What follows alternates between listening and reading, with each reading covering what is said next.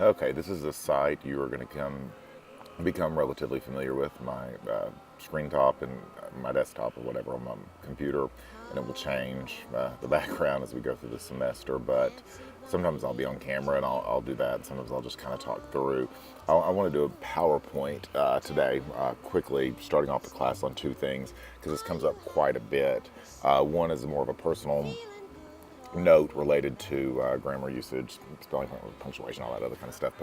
And the other is one that really relates to everything that you'll do in here in your reading responses and that sort of thing. So let's look at, as the slide indicated at the beginning, it's on apostrophes, or sorry, possessives and titles. And so what we're going to do is view a PowerPoint here on possessives and titles particularly.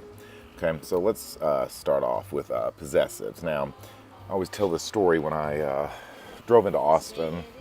My undergraduate was from the University of Texas, so I'm 18 and I come into Austin and am driving to my new condo that I was sharing with my cousin, who's also my roommate, and pass Chris's liquor, and sort of made fun of the sign because I thought, how stupid is Chris for thinking it should be CHRIS apostrophe S, right?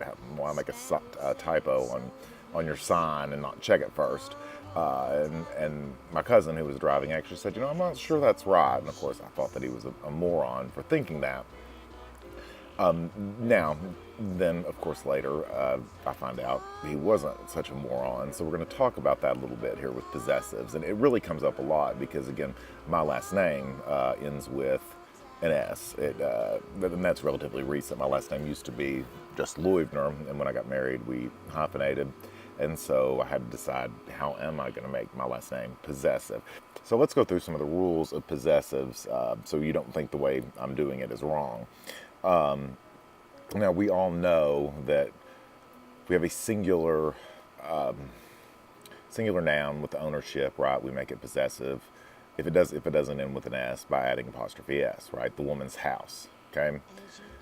We know that if it's plural, we just add an apostrophe, okay? So kids here is plural, so we would say the kids apostrophe toys after the S.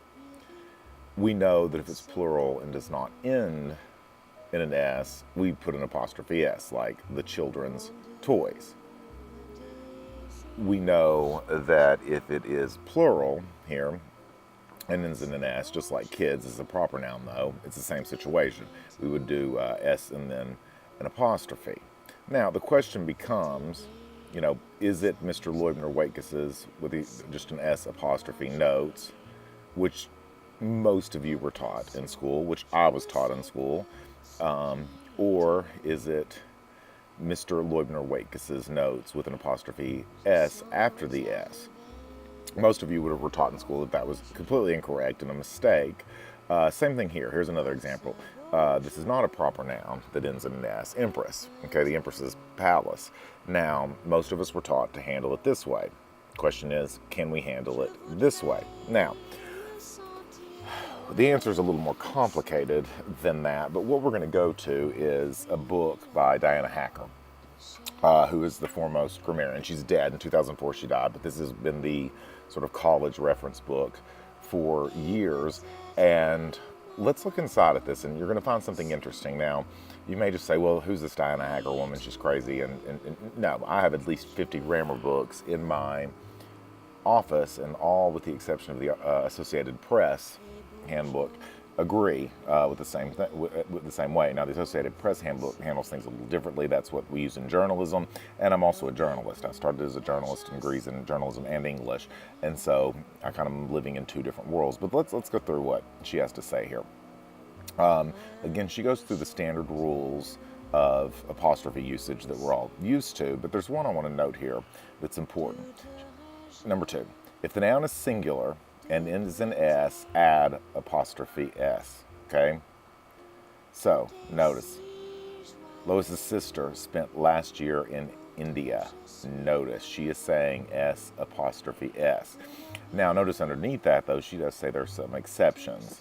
If pronunciation would make it awkward with apostrophe S, don't use it.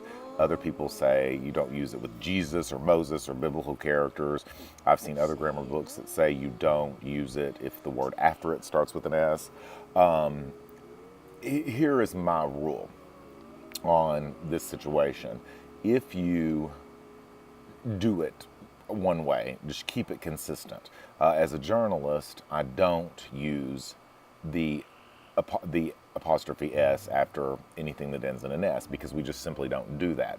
In formal English, what Hacker is saying here is actually considered to be the more formal and more correct of the two options, okay? So my point is, when you see me type Mr. Loibner-Waitkus' notes, don't think that I'm stupid. I'm actually doing the preferred method in that situation. Again, you can go check a grammar book on your own. I'm right on this one.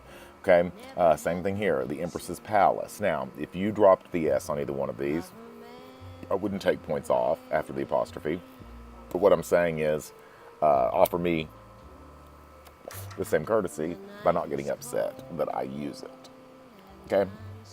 The second thing I want to talk about is titles, and this is really important because you're writing a lot of reading responses for this class, or in your papers you may be talking about titles. And by titles I mean of things like short stories, essays,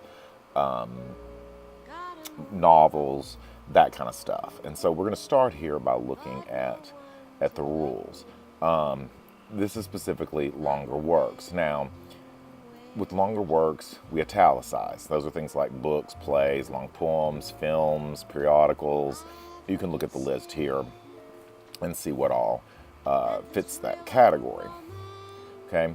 Now, if it's a shorter work, like an essay, like a poem, like a short story, we use quotation marks in those situations. Okay. So what I'm going to do here, Timequake, a novel by Kurt Vonnegut, I would italicize, like I did here. Now, if you're handwriting, here's a movie, Titanic, again, same situation. Now, if you're handwriting, what you would do was underline because you can't italicize, okay? And so we used to underline things. With older typewriters, we would underline because older typewriters didn't have the option of italicizing. Now that we have word processing programs that allow us to italicize, there's really no reason to underline anymore. A lot of books will say it's correct if you underline it or if you italicize it, one of the two. But I would prefer that you just italicize, again, longer works here. You certainly would never italicize and underline. That's completely incorrect, okay? Now, this Living Like Weasels is an example, and you'll read this in class, of an essay by Annie Dillard. Okay, because it is an essay, it is put in quotation marks. Okay, it's a shorter work, just like a poem would be put in quotation marks. Okay, again, the same thing if we're handwriting it, we would put it in quotation marks. So again, with the handwriting, there's no reason to really alter how we handle that. Okay, The Raven, a poem by Edgar Allan Poe, again, in quotation marks. Titanium, a song by David Guetta with Sia, featuring Sia, again, quotation marks, okay, because it's a shorter work. Now, the problem becomes, in English, we do things a little differently. When we have quotation marks, and this includes whether it be a quote or whether it be an actual quote someone said, or it be a title that's in quotation marks, we put the period or the comma inside the end quotes no matter what. Now, if it's another punctuation mark, it would depend on if it's part of the title or not. So here we don't have that issue. This class will read Living Like Weasels by Annie Dillard. Notice, Living Like Weasels is in quotation marks because it is the title of an essay, of a shorter work. But in our next example, Living Like Weasels, comma, an essay by Annie Dillard, comma, appears in her book, Teaching a Stone to Talk. So again, notice there that the comma comes inside the quotation marks because it's at the end. You would not put it on this side. Now, in England, they would, but in America, if it's a period or a comma, even if it's not part of what's in quotation marks, we put it in quotation marks, in the quotation marks. Just periods or commas, okay? Same thing here. I have read Living Like Weasels, okay? Notice how the period is within quotation marks. Now, I'm going to give you an example here question mark is not part of the title. And so because it's not a period or a comma, in this example, it would come after the quotation marks. Now, had it, Living Like Weasels, been a question, then it would have come in the quotation marks, but it's not. So we put it, it's not part of the title, we put it on the other side. But periods and commas always go within the quotation marks, no matter what, at the end. Okay? Now, here, this question comes up a lot, and you'll kind of see this in class as we move through. In social media and in Blackboard, when we do titles of things, it's a little different when we're writing text, but you may notice under your reading responses, Streetcar Named Desire and Timequake, and that's from my American Lit class, my Comp 1 class. That's not really an issue. It may come up with your textbook on occasion, but you'll notice they're in quotation marks. That's because the Blackboard will not allow me to italicize or underline in certain situations, especially subject lines. And so the question becomes, what do we do there? We've had three options, since this used to, we couldn't italicize an email.